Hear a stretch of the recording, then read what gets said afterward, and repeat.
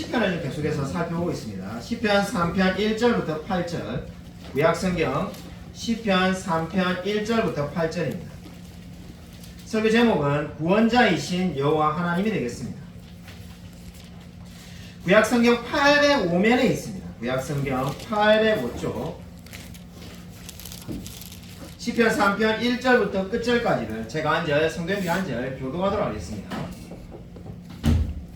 맞다. 광고 하나 빠졌는데, 우리 중국에 가는데 갖다 주라고, 우리 지지난주에 오셨던 그 마그넷 성교의 대표님이신 강성수 선교사님께서 이 옷을 보내왔습니다. 그래서 저는 옷을 보낸다길래, 근데 우리 사람들이 입다가 이렇게 이제 놔두나 헌옷을 보내준 줄 알았는데, 막 새 옷을 보내가지고, 아마 우리 예배 마치면은 우리 서영일 소율이 정도 입을 수 있으니까, 서영일 소율이 이렇게 몇 개 주고 나머지를 제가 중국에 가져갔습니다. 그래서 옷을 보니까 가격별 보니까는 막 7만원, 뭐 8만원, 뭐 6만원 뭐 이래가지고 제가 주중에 우리 양전 집사님에게 이게 사진을 찍어 보냈는데, 사진 찍어 보낼 때 혹시 양전 집사님 기분이 나쁘실까 조심해가지고 헌옷을 왜 주려나 이래까 싶어서 가격표를 이렇게 제가 사진에 이렇게 쫙 집중해가지고 새 옷이라고 감정하고 찍어 보냈더만은 사람 마음 다 다르다고 우리 양전 집사님이 자기 보고 구입해라는 줄 알고 사라는 거죠 이래서 제가 그때 깜짝 놀랐는데 이 사람이 생각이 다 다르구나.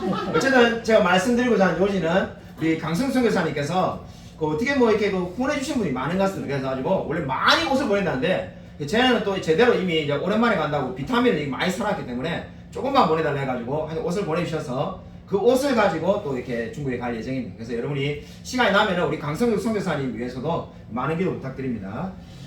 우리 시편 3편 1절부터 8절까지 서로 교독하도록 하겠습니다.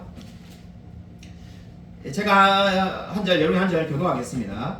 여호와여 나의 대적이 어찌 그리 많은지요 일어나 나를 치는 자가 많으니이다. 많은 사람이 나를 대적하여 말하기를 그는 하나님께 구원을 받지 못한다 하느니라. 여호와여 주는 나의 방패시요 나의 영광이시요 나의 머리를 드시는 자이시니이다. 내가 나의 목소리로 여호와께 부르짖으니 그의 손에서 응답하시느니라. 내가 누워 자고 깨었으니 여호와께서 나를 붙드심이로다. 천만인이 나를 에워싸 진실하여도 나는 두려워하지 아니하리이다. 여호와여 일어나소서 나의 하나님이여 나를 구원하소서. 주께서 나의 모든 원수의 뺨을 치시며 악인의 일을 꺾으셨나이다. 구원은 여호와께 있사오니 주의 복을 주의 백성에게 내리소서. 아멘. 오늘 설교 제목은 구원자이신 여호와 하나님이 되겠습니다. 우리 시편 3편을 보면은 표제가 다윗이 그의 아들 압살롬을 피할 때 지은 시 이렇게 되어 있습니다. 우리 시편에 보면은 대부분의 시편이 타이틀이 있는데 그 타이틀이 그 시편을 해석하고 이해하는데 굉장히 중요한 의미를 담고 있습니다. 그러니까 지금 오늘 이 시편은 어떤 시편입니까? 다윗이 그의 아들 압살롬이 반역해서 쫓겨나는 위기의 순간에서 어떻게 행동하였는지를 지금 잘 보여주는 시편이 되겠습니다. 1절을 보시면은 여호와여 나의 대적이 어찌 그리 많은지요 일어나 나를 치는 자가 많으니이다 이렇게 말씀을 하고 있습니다. 이 말씀처럼 다윗에게는 정말로 대적들이 많았습니다. 이 당시에 가장 큰 대적은 바로 방금 우리가 타이틀 표제에 읽은 것처럼 압살롬이 되겠습니다. 압살롬은 다윗의 셋째 아들인데도 불구하고 반역을 저질렀습니다. 왜 압살롬은 반역을 저질렀을까요? 성경 읽어보면은 첫째 아들 암논이 압살롬의 여동생인 다말을 짝사랑했다고 합니다. 근데 그 짝사랑을 하는 데서 끝인 것이 아니라 이 암논이 다말을 더럽혔는데 문제는 다윗이 암논에게 전혀 벌을 내리지 않았다는 겁니다. 그러니까 압살롬이 보기에는 다윗은 형평성이 전혀 없는 사람이었습니다. 분명히 암논이 잘못했는데 그 첫째 아들에게 아무런 벌을 내리지 않은 것이 너무나 크게 서운하고 마음이 상해있던 사람이 압살롬이 되겠습니다. 근데 그 압살롬이 그 술에 이제 망명을 가기 전에 이 암논을 죽였습니다. 그래서 망명을 가게 되죠. 그 술에 망명을 가서 이 3년 동안 있었는데 이 기간 동안에 다윗은 압살롬을 그리워하긴 했지만은 전혀 찾지도 않고 부르지도 않았습니다. 마음속에 다윗이 압살롬을 사랑하는 마음이야 컸겠지만은 전혀 부르지 않으니까 이 압살롬의 마음이 더더욱 상했습니다.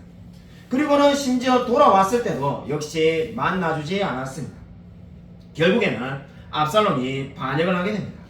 압살롬이 반역을 하자 많은 사람들이 따라왔는데 그 중에 한 사람이 제가 이 설교 때 예전에 말씀드린 것처럼 바세바의 할아버지인 아이도벨이 되겠습니다. 이 아이도벨은 다윗의 모사였고 뛰어난 지략가였는데 바세바의 할아버지였습니다. 분명히 그 마음 가운데 바세바 일로 인해서 보복하고자 하는 마음에 압살롬의 편에 서게 되었을 겁니다. 그뿐만 아니라 지금 이 다윗이 대적이 많다고 하는데 여기에 대적 가운데는 사울왕 집안 사람이었던 시므이도 있었습니다. 그래서 시므이는 다윗을 저주하고 욕하였는데 그러다 보니까 다윗이 어떻게 말합니까? 다윗이 나의 대적이 너무나 많다고 말을 하는 겁니다.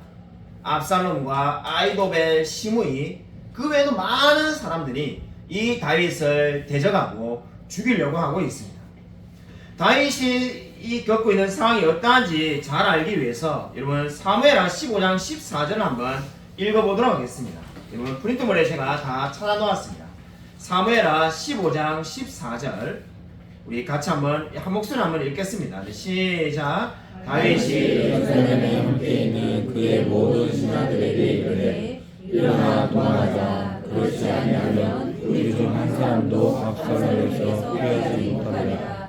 빨리 가자. 그럴건대 그가 우리를 급히 따라와 우리를 해하고 칼날로 성읍을 칠까 하노라.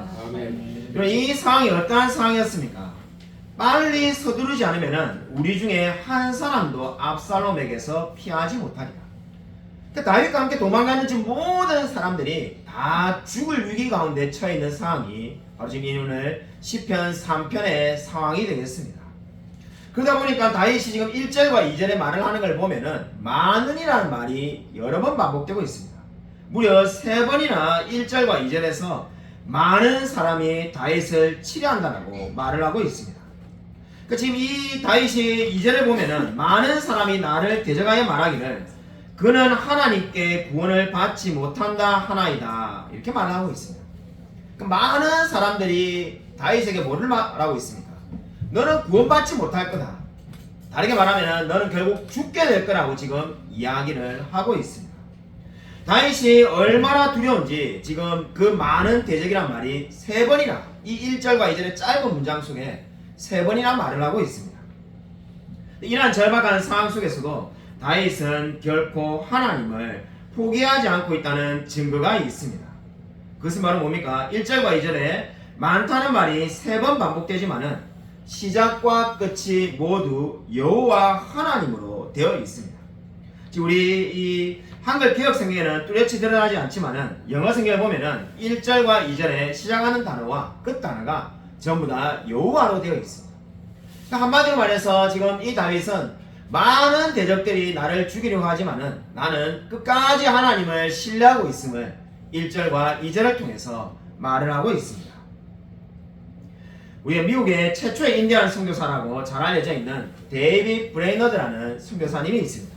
우리나라에도 데이빗 브레이너드의 일기라고 이 책이 나와 있는데 그 책에 이런 내용이 나옵니다. 1743년 5월 18일의 일기를 보면은 이런 내용이 나옵니다. 데이빗 브레이너드가 너무나 괴로워서 이 죽고 싶을 만큼 괴롭다는 거죠. 그 괴로운 마음이 일기에 적혀 있는데 이 데이빗 브레이너드가 자기를 괴롭게 하는 것이 옥수수죽을 매일 먹는 것이 아니라고 말을 합니다. 옥수수죽을 매일 먹는 것도 괴로운 것이 아니고 그러면 또 자신을 괴롭히는 것은 심지어 자신이 백인이니까 그 백인을 싫어하는 이 원주민들 때문에 괴로운 것도 아니라는 거죠. 그럼 정말로 이 데이빗 브레이너드를 힘들게 하는 것이 무엇인가? 바로 하나님이 자기와 함께하지 않는다는 느낌이 들어서 괴롭다는 겁니다. 자신이 정말로 늘 집더미 속에서 잠을 자고 있지만은 그것도 괴롭지 않은데 정말로 이 데이빗 브레이너드를 괴롭히는 것은 하나님이 나를 버리신 것이 아닌가. 한 사람도 하나님을 믿지 않는 그 상황 속에서 하나님이 나를 버렸다는 느낌이 들어서 괴롭다고 1743년 5월 18일 일기에 적어놓았습니다. 여러분 다윗도 마찬가지였습니다. 지금 다윗을 힘들게 하는 것은 압살롬의 반역 그리고 자기를 죽이고자 하는 아이도벨의 배신 심지어 시므이의 저주가 아니었습니다. 이 다윗을 힘들게 하는 게 뭡니까? 하나님이 나를 버리신 것이 아닐까, 하나님이 나와 함께하지 않는 것이 아닐까 라는 생각이 들어서 지금 괴로워하고 있습니다. 저와 여러분도 마찬가지입니다. 인생을 살아가다 보면은 친구, 직장 동료, 심지어 가족도 다 나를 외면할 때가 있습니다. 그때도 조차 우리는 사실 제일 힘들게 하는 게 아닙니다. 정말 우리를 힘들게 하는 것은 하나님이 나의 편이 아닌지 않을까, 하나님이 나와 함께하지 않는다는 생각이 들 때 사람은 절망할 수밖에 없습니다. 신자가 제일 힘든 상황은 바로 우리의 친구들이나 가족들이나 수많은 사람이 나를 대적할 때가 아닌 바로 하나님이 나를 버리셨다는 느낌이 들 때 가장 힘들 때라고 말씀하고 있습니다. 지난주에 우리 애들이 모두 중고등부 수련회에 참석하였습니다. 화요일날 새벽기도를 마치고 제가 이제 집으로 가려고 밖으로 나갔습니다. 그때 화요일에 영하 13도였는데 영하 13도에 이제 새벽기도가 끝나고 집으로 가려고 제가 이제 이지구까지 걸어가려고 이 파리바게트, 그죠? 일지구에 파리바게트 쭉 걸어갔을 때 문득 생각이 들었습니다. 내가 집에를 왜 가지? 이런 생각이 들었습니다. 그냥 뭐 이 새벽기도 마치고 아내는 출근했고 애들은 대천 하나 콘도에 있는데 집에 가봐야 나를 반겨줄 사람도 없고 내가 왜 집에 가지? 이런 생각이 들었습니다. 평상시에 새벽기도 마치고 집에 가는 이유는 아이들을 깨워가지고 밥을 먹여가지고 학교에 보내고 다시 출근하려고 가는데 가만히 생각해보니까 이 뭐 집에 가봐야 할 일이 없다는 생각이 들어요. 이 영하 13도에 추운데 차라리 그냥 교회에 있으면서 중국에 가서 강의할 11기하 강의안이나 마무리하자 이래가지고 다시 돌아왔습니다. 돌이켜서 방향을 바꿨습니다. 삼성 프라자 건물에 딱 들어오는 그 순간에 문득 집에 다시 가야 되겠다는 생각이 떠올랐습니다.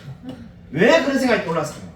우리 한번 퀴즈를 한번 제가 내드릴까요? 맞추시는 분에게 제가 스타벅스 아메리카노 쿠폰을 하나 쏘겠습니다. 이게 무슨 한 시간 정도 서두신 분 있는데.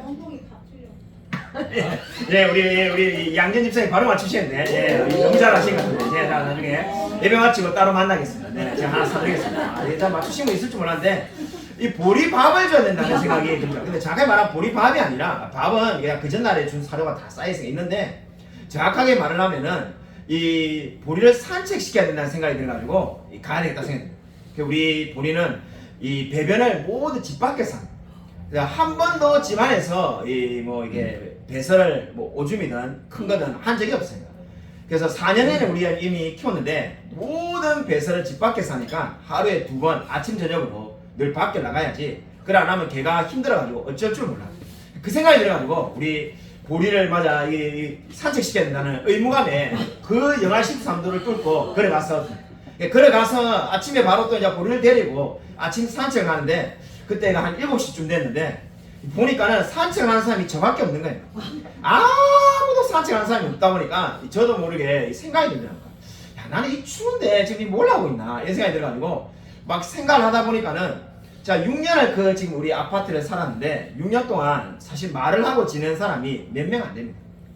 산책을 하면서 가만히 생각해 보니까 제가 알고 있는 그 우리 아파트의 강아지를 생각하니까 또리, 초코, 쫑이 막 이름이 강아지 이름이 10마리도 넘게가 금방 생각이 나요. 그래서 야 이거 어떻게 이렇게 내가 이게 많은 강아지를 할까 이 생각하니까는 야, 이게 정말로 이게 계속 이게 삶에 대해서 많은 생각을 했어요. 그래서 생각을 하다 보니까는 제가 문득 떠오른 장면이 있었는데 대학 때 SFC를 했는데 우리 SFC 예배를 마치면은 늘 우리가 선서를 했습니다. 그 선서가 뭐냐면은 하나님 중심, 성경 중심, 교회 중심. 그러니까 늘 인생을 하나님 중심, 성경 중심, 교회 중심으로 살겠다고 다짐을 한 거죠. 야 그렇게 늘 다짐했는데 정작 나는 개를 중심으로 살고 있구나 이런 정말 생각이 드는 거예요. 그래서 야 내가 정말 이 삶이 완전 개를 중심으로 들어가는데 그래서 아는 사람들도 다 개 중심이고 마침 그 보리를 데리고 그 화요일 산책 끝날 때쯤에 우리 1층에 사시는 할아버지를 만났는데 만나니까 뭐 할아버지가 막 이야기하시는 거예요. 근데 제가 사실 그 할아버지 성함도 모르는데 할아버지가 저를 보니까 반갑다고 막 또 이야기하는데 결국 다 개에 대한 이야기입니다. 사료가 비싸고 개가 자꾸 아파가지고 자기 개가 자꾸 이번에 병원 갔다 왔다 뭐 이래가지고 이야기를 한참 하는데 가만히 있으면서 이 삶이 어쩌다 보니까는 이 진짜 강아지를 중심으로 우리 보리를 중심으로 살고 있구나 이런 생각을 하게 되었습니다. 여기 3절에 보시면은 그러나라는 말로 시작을 하고 있습니다. 개역개정 성경에는 그러나라는 말이 없지만은 원래 그러나라는 말이 있습니다. 이 당시에 이 많은 사람들이 하나님은 다윗을 보내주지 않을 거라고 말을 하였습니다. 근데 다윗은 어땠습니까? 하나님께서 나의 방패이시고 나의 영광이시다고 고백을 하였습니다. 이 말은 무슨 말입니까? 다윗 자신이 처한 모든 어려움을 하나님께서 극복하게 해주시며 기쁨을 주신다는 겁니다. 정말 이 다윗이 지금 이렇게 어려운 상황 가운데 정말 단 한 사람도 압살롬에게서 살아날 수 없을 거라는 상황 가운데서도 하나님이 분명히 나의 방패이시고 영광이라고 고백하고 있습니다. 여러분 4절 보시면은 다윗이 그냥 하나님이 구해줄 거라고 가만히 있는 것이 아니라 여호와께 간절히 부르짖었다라고 말을 하고 있습니다. 저와 여러분도 어려운 상황 가운데 있으면 우리가 무엇을 할 수 있습니까? 기도할 수 있지 않습니까? 다윗도 정말 지금 군사력이나 모든 면에서 결코 지금 압살롬을 이길 수가 없습니다. 근데 다윗이 할 수 있는 것은 하나님께 부르짖고 기도하고 있습니다. 당시의 상황을 보면은 아히도벨이 압살롬에게 어떻게 제안합니까? 1만 2천 명의 군사를 뽑아가지고 당장 다윗을 죽이라고 말합니다. 그 전략은 사실 맞는 전략입니다. 그래서 이 아히도벨이 압살롬에게 권한 것은 다윗만 죽이면은 그 다윗 주위에 있는 모든 사람들은 그냥 압살롬에게 항복해서 전쟁이 끝나게 되고 압살롬이 왕이 될 거라는 거죠. 다윗의 이 모사꾼이었던 이 아히도벨이 정말로 인간적으로 보면은 기가 막힌 전략을 제시합니다. 이미 흔들릴 대로 흔들려가지고 지금 힘이 없는 다윗을 끝까지 몰아붙여가지고 거기서 전쟁을 끝내야 된다는 거죠.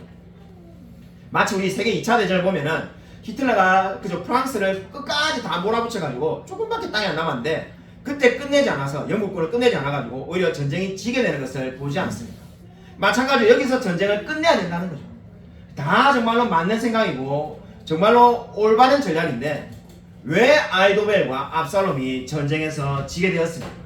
다르게 말하면은 다윗이 어떻게 살아남을 수 있었습니까? 사무엘하 17장 14절에 이렇게 말씀합니다. 요 프린트본에 나와 있으니까 우리 같이 한번 한 목소리 한번 읽겠습니다. 네, 시작. 여호와께서 압살롬에게 화를 내리라 하사 아히도벨의 좋은 계략을 물리치라고 명령하셨습니다. 아멘. 여러분 아히도벨은 정말로 뛰어난 사람이었습니다. 성경 읽어보면은 아히도벨은 정말로 머리가 좋은 사람이고 이 정말 탁월한 군사 전략가였다는 것을 알 수가 있습니다. 근데 그 아히도벨이 세운 계략이 왜 실패할 수밖에 없었습니까? 여호와께서 압살롬에게 화를 내리시기로 이미 작정하셨기 때문입니다. 이미 전쟁의 승리가 다윗에게 가 있었습니다. 하나님이 다윗에게 전쟁을 이기게 하겠다라고 정해놓았기 때문에 아무리 아히도벨이 좋은 전략을 세워본들 전쟁의 결과가 바뀌지 않았다는 겁니다.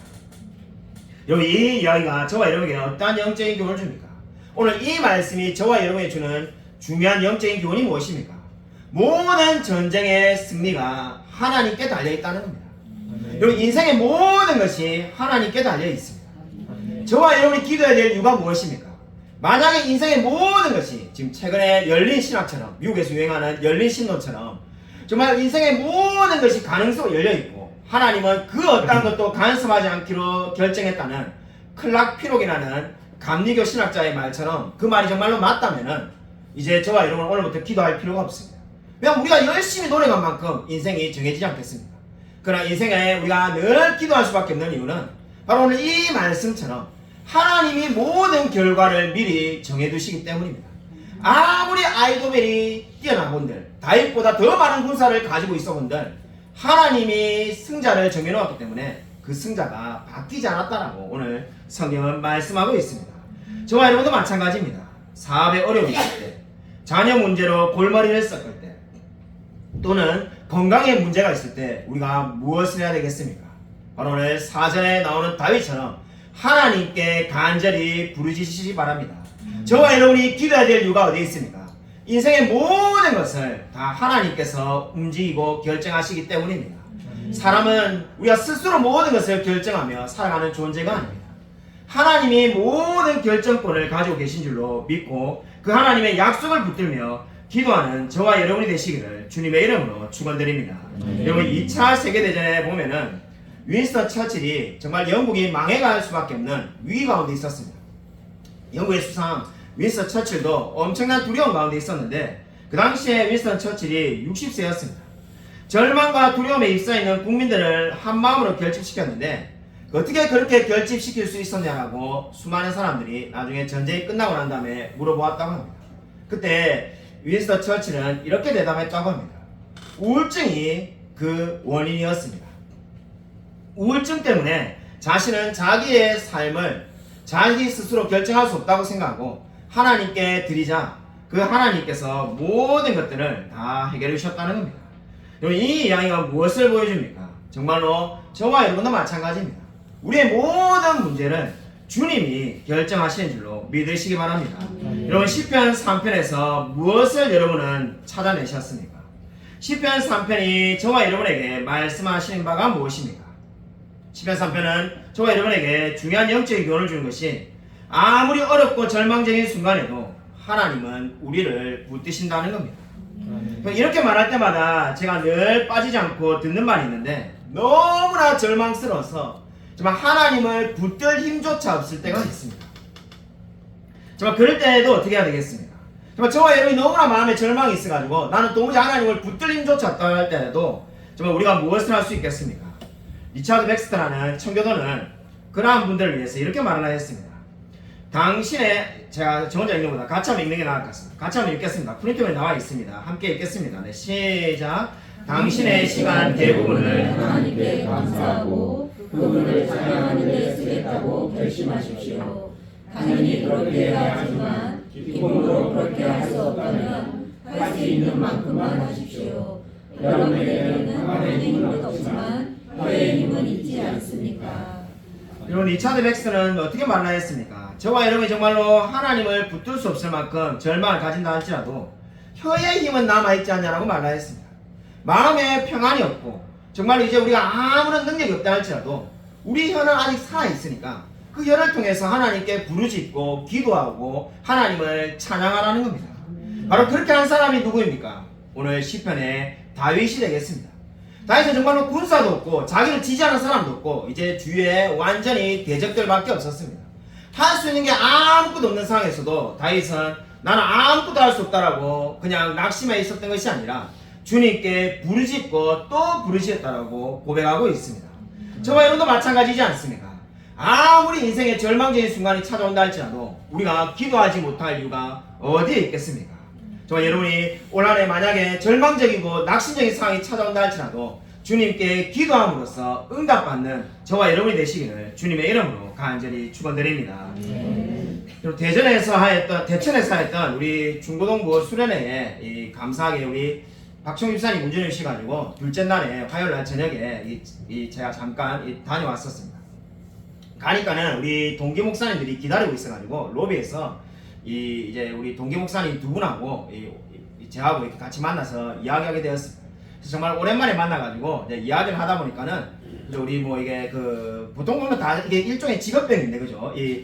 그렇더라고요. 우리 아내 친구들 간호사들 만나니까 제가 전혀 알지 못하는 막 의학 용어를 막 써가면서 막 이야기를 하는데 마찬가지로 이게 좀 목사 3명이 모이니까 시간이 몇 분 지나지 않았는데 바로 신학적인 이야기로 그냥 의례적인 이야기는 금방 끝나고 신학적인 이야기가 시작되었어요.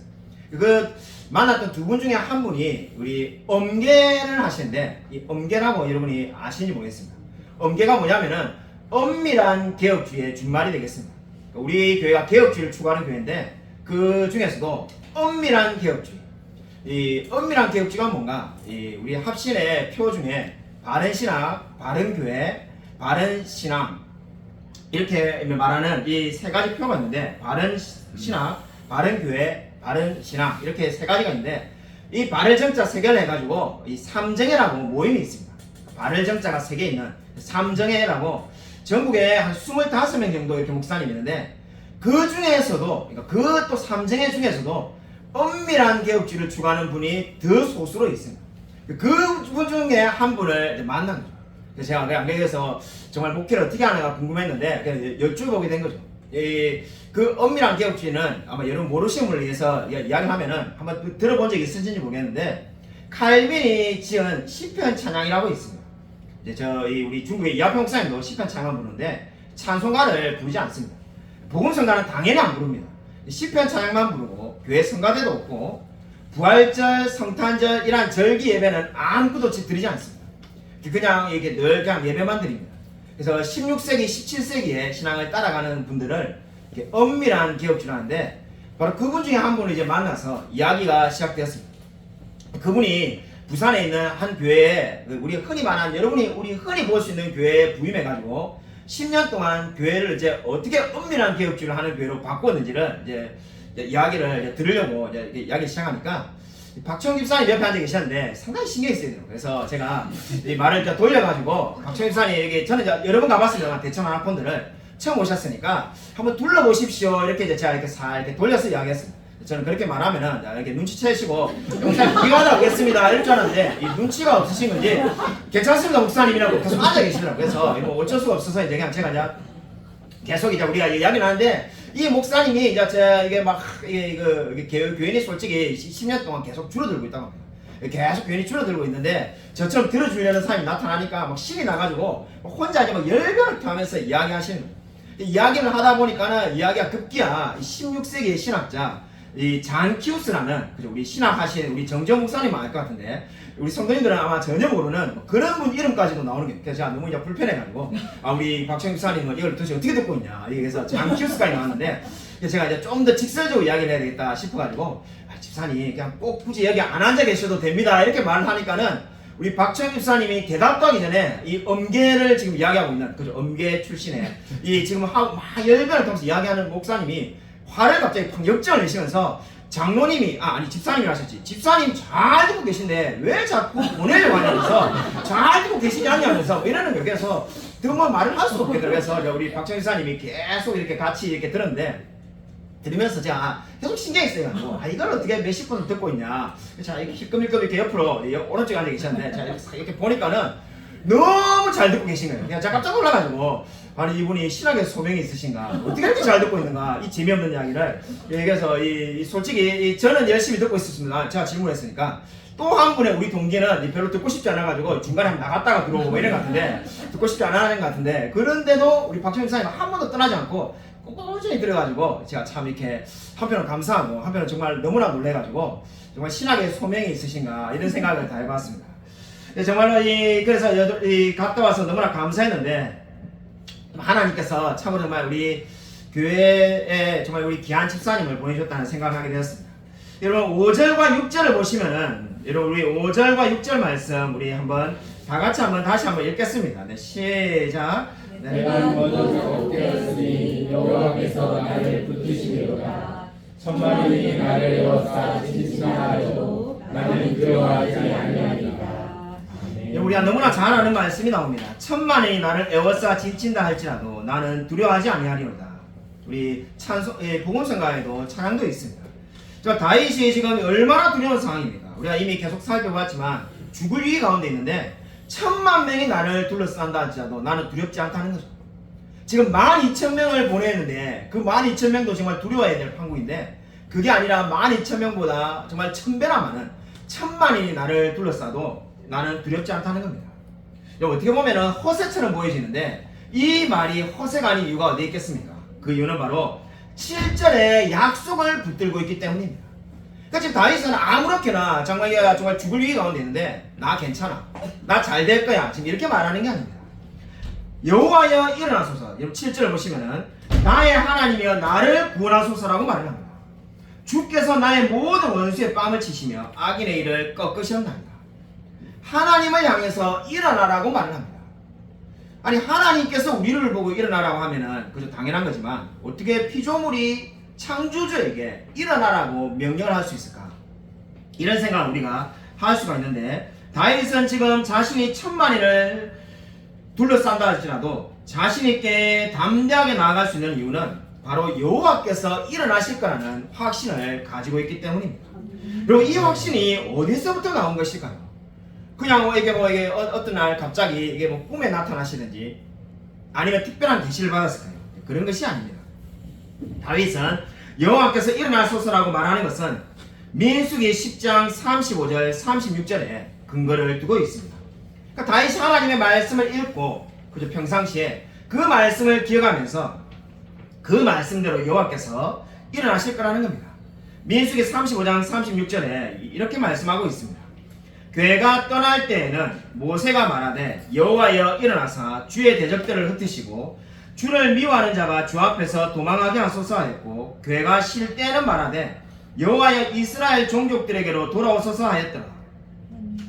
그럼 다윗이 민수기 10장을 읽어보니까 어떻다는 겁니까?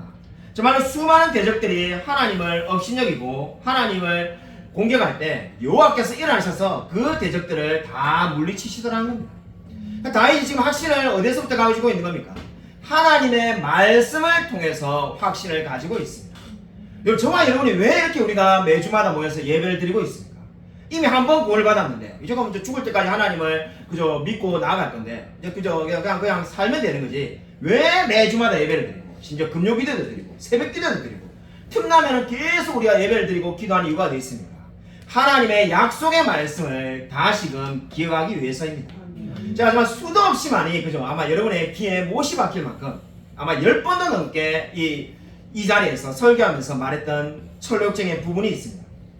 여러분 정말 모르는 분은, 기억이 안 나는 분은 이제 정말 반성해야 될 만큼 제가 정말로 많이 이야기했습니다. 여러분 철로역정에 보면은 그저 이 의심의 성에 있는 절망거인 때문에 크리스찬과 소망이 갇혀 있을 때 어떻게 탈출하게 됩니까? 이제 여러분이 대답이 나와야 될 부분인데 마음속에 있는 열쇠를 발견한데 그 열쇠가 말씀입니다. 이 이야기를 꼭 기억하십시오. 그것이 바로 뭘 이야기하는 겁니까? 말씀을 통해서만 의심과 절망을 물리칠 수 있다는 겁니다. 여러분 철로역정의 제자 존 번연이 아무렇게나 재밌으라고 그 이야기를 만들어 놓은 게 아닙니다. 바로 지금 오늘 다윗이 그렇게 해보게 된 겁니다. 너무나 큰 절망 가운데 있는데 압살롬이 나를 죽이려고 하는데 군사 12,000명을 끌고 쳐들어오는데 그리고 그 모사꾼은 다윗을 도왔던 아이도벨인데 어떻게 전쟁을 이길 수가 있겠습니까? 하나님의 말씀을 붙들 때 여호와께서 일어나사 반드시 승리하게 될 줄 알고 지금 확신하며 나아가고 있습니다. 저와 여러분도 마찬가지입니다. 우리 이 세상을 살아갈 때 너무나 많은 어려움이 있습니다. 다윗만 어려움이 있는 게 아니라 우리도 마찬가지입니다. 어떻게 우리가 이기겠습니까? 말씀을 다시금 기억하고 확인한 것 외에는 아무런 방법이 없습니다. 여러분 정말로 하나님의 말씀을 사모하시길 바랍니다. 정말 주님의 말씀을 사모할 때 하나님께서 일어나셔서 저와 여러분을 반드시 지켜주실 줄로 믿으시기 바랍니다. 자, 최근 2주 정도를 정말로 바쁘게 살았습니다. 정말 이렇게 열심히 공부한 게 솔직히 언제적인가? 박사과정에 있을 때 저 서울에 있는 국제신학대학원에 박사과정 10년 전에 할 때 정말 그때 공부한 이후로 정말 이렇게 열심히 공부한 적이 솔직히 있을까 싶을 정도로 이 중국에 가는 그 11개가 강연을 준비한다고 막 아침에 출근하면은 계속 이렇게 있고 저녁 늦게까지 뭐 계속 이렇게 앉아서 이렇게 워드를 치고 책을 찾고 막 이렇게 하였습니다. 우리 방학이라서 우리 예인이 이름이가 같이 이렇게 나와가지고 목양시 앉아 있었는데 너무 열심히 하는 그 모습을 보고 놀랐는 것 같습니다. 그래가지고 애들이 둘이서 이렇게 제게 이렇게 말을 하였는데 갑자기 이제 제가 막 열심히 이렇게 막 치고 있으니까 제가 뒤에서 둘이서 그렇게 묻는 거예요. 빠꾸 당했나? 그래서 제가 무슨 말인지 잘 못 알아들었습니다.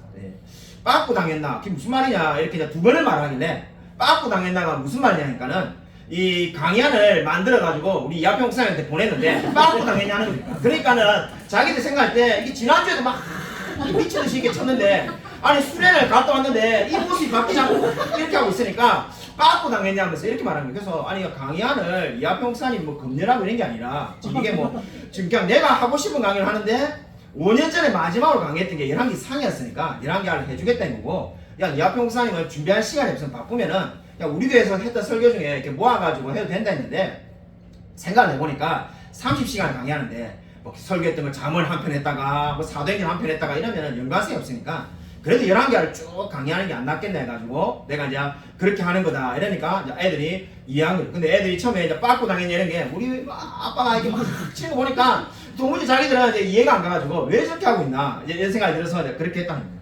그래서 제가 이제 열심히 이렇게 치고 이렇게 했는데 제가 11개월을 2주 동안 정말로 열심히 공부하다 보니까는 사실 설교할 때 뭐 엘리야나 엘리사 조금씩 우리가 살펴봅니다만은 한꺼번에 11개와 25장을 그저 반복해서 읽고 또 읽고 정리하고 또 정리하고 사실 그렇게 해본 적이 그리다지 거의 없는 것 같습니다. 하면서 제가 깨달은 게 있습니다. 11개에 나오는 모든 메시지가 사실 동일한 메시지구나. 한 가지 주제를 말하고 있구나 하는 것을 깨닫게 되었습니다. 뭐 예를 들면은 엘리야가 이 뭐 죽은 그 엘리야가 사르밧과 아불을 만난 이야기라든지 또는 엘리사가 그저 죽은 선지자의 채무를 갚기 위해서 기적을 일으켰다든지 또는 이 사마리아 그저 이 애가 포위되니까는 그 문둥병자들이 굶어 죽을 것 같으니까 나와가지고 이 나왔을 때 뭐 이렇게 기적이 난 이야기라든지 하여튼 여러분이 아는 그 모든 이야기들이 다 똑같은 말씀을 하고 있다는 것을 알게 되었습니다. 그게 바로 뭐냐면은 정말로 가장 절망적인 순간이 하나님께서 역사를 일으키는 순간이라는 것을 깨닫게 되었습니다. 다르게 말한다면은 우리 인생에 정말 도무지 소망이 없는 그 순간이 하나님이 역사하실 것을 기대하게 만드는 순간이라는 것을 깨닫게 되었습니다. 제가 얼마나 은혜가 되는지 모릅니다. 읽다가 나중에 마음에 감동이 오더라고요. 처음에 의무감에서 제가 막 읽기 시작했는데 읽다가 보니까는 정말 감동이 몰려오는데 여러분이 혹시 알고 계신지 모르겠습니다. 이 열왕기하 맨 마지막 장면이 어떤 장면인가 혹시 알고 계십니까? 열왕기하 맨 마지막 장면은 이 여호야긴이라는 왕이 바벨론 감옥에서 37년 만에 풀려나는 이야기가 맨 마지막 이야기입니다. 바벨론에 끌려갔는데 37년 동안 감옥에 있는데 풀려났고 맨 마지막 구절이 뭐라고 나오냐면은 풀려나고 나자마자 바벨론 왕이 끊임없이 죽을 때까지 종신토록 양식을 공급하더라는 말로 끝이 납니다. 왜 이 이야기로 끝이 나는 걸까요? 여러분 한번 생각해 보십시오. 바벨론에 끌려갔는데 37년 동안 감옥에 있는데 소망이 있다는 생각이 들까요? 아마 그 어떠한 사람도 요아긴도 마찬가지일 겁니다. 아 나는 여기서 죽겠구나. 나는 내 인생은 바벨론 감옥에서 끝났구나 이렇게 생각했을 겁니다. 근데 37년 만에 도무지 기대도 하지 않았는데 풀려나게 됩니다. 풀려나는 것으로 끝나는 것이 아니라 전쟁의 패장이고 망한 왕일 뿐인데 죽는 그날까지 바벨론 왕이 음식을 양식을 공급합니다. 그렇게 해야 될 의무가 바벨론 왕에게 전혀 없는데도 불구하고 양식을 공급하는 이유가 어디 있겠습니까? 하나님이 살아계시기 때문입니다. 하나님이 살아계시기 때문에 하나님께서 이 도무지 소망이 없는 이 이스라엘 백성들을 위해서 여호야긴을 37년 만에 감옥에서 풀려나게 해주시고 죽을 때까지 양식을 공급해 주시는 겁니다. 저는 이 이야기를 듣고 크게 은혜를 받고 우리 중국에도 소망이 있다는 생각이 들었습니다. 정말 중국은 제가 여러분에게 오늘 아침에 우리 이미아 권사님하고도 잠깐 이야기 나눴는데 지금 어떤 상황이냐면은 제가 5년 전에 마지막으로 갔을 때보다 상황이 더 안 좋아져서 이제 지금 이하병 목사님은 마치 이렇게 예배당이 없어가지고 그죠 뭐 이렇게 옮겨 다니는 이동식 예배당처럼 이번 주는 이 집, 자 다음 주는 저기 성도집, 그 다음 주는 자기 집, 좀 이렇게 해서 거처가 없습니다. 아침에 우리 이미아 권사님하고 이야기하니까 우리도 한번 우리 상상을 해봤는데 뭐 오늘은 예를 들면 우리 이승류 집사님에서 예배를 드리고 다음 주는 안양에 가서 이경희 장로님 집에서 예배를 드리고 뭐 그 다음 주는 또 다른 집에서 예배를 드리고 이러면은 아마 교인들이 불안해가지고 견딜 수가 없을 겁니다. 그러한 이 상황이 언제까지 갈지도 도무지 알 수가 없습니다. 그래서 그렇게 절망적이고 엄청나게 힘든 상황입니다. 자 마지막으로 왔어요. 그 5년 전에도 정말 그때 제가 마지막에도 정말로 그 마음이 괴롭게 힘들었는데 저를 비롯한 모든 사람들의 휴대폰을 다 걷어가지고 휴대폰을 다 끄고 그 휴대폰을 하나 조그마한 백팩에다가 다 담아가지고 그거를 우리 강의하는 곳에서 제일 방에 먼 데다가 두고는 그 문을 잠궈가지고 강의를 했습니다. 혹시라도 이게 도청이 되거나 아니면은 이 휴대폰 켜놓으면 발신을 보고 이 아파트에 왜 수십 명이 모여있네 해가지고 공안이 찾아올까 싶어가지고 그때도 그렇게 예배를 드려가지고 제가 너무나 마음이 아팠는데 지금은 그때보다 상황이 더 안 좋습니다. 근데 정말로 열왕기하를 보면서 소망이 있다는 생각이 들었던 것이 도무지 소망이 없는 그때가 가장 하나님의 역사를 기대하는 때라는 것을 깨닫게 되었습니다. 도무지 정말로 감옥에서 탈출할 수 없을 것 같은 그 여호야긴도 하나님께서 풀어나게 해주시고 평생을 하나님께서 양식을 먹을 수 있도록 허락해 주지 않았습니까? 아마 정말로 우리 지금 생각에는 중국은 도무지 복음화가 될 수 없을 것 같고 오히려 선교사님들 다 추방당했고 한국의 선교사님은 거의 지금 없는데 어떻게 복음이 전해질 수 있냐라는 생각을 할 수 있지만은 하나님이 역사하시면은 가장 절망적인 순간에서 놀라운 부흥의 역사가 일어나게 될 줄로 믿습니다. 여러분이 정말 이 일을 위해서 기도해 주시기 바랍니다. 저와 여러분도 마찬가지입니다. 저와 여러분의 삶에 고통을 당하고 있다면은 여러분 이때야말로 하나님이 역사하실 때라는 것을 믿으시기 바랍니다. 여러분 정말 경제적인 문제로 괴롭든지 건강이 어렵든지 또는 인간관계가 너무나 어렵든지 간에 그 어떠한 문제든지 간에 좀 하나님께 부르시고 또 부르시기 바랍니다. 또 하나님께서 일어나셔서 다윗이 기도한 것처럼 여호와께서 일어나셔서 저와 여러분의 모든 문제를, 저와 여러분의 모든 삶을 붙들어 주실 줄로 믿습니다. 아무쪼록 오늘 성경이 말하는 대로 진정으로 좀 하나님께 모든 것을 맡기며 살아가는 저와 우리 모든 성도님이 되시기를 주님의 이름으로 간절히 축원드립니다. 이 시간 우리 말씀을 생각하면서 우리 주여 한번 크게 간절히 동성기도 하겠습니다. 주여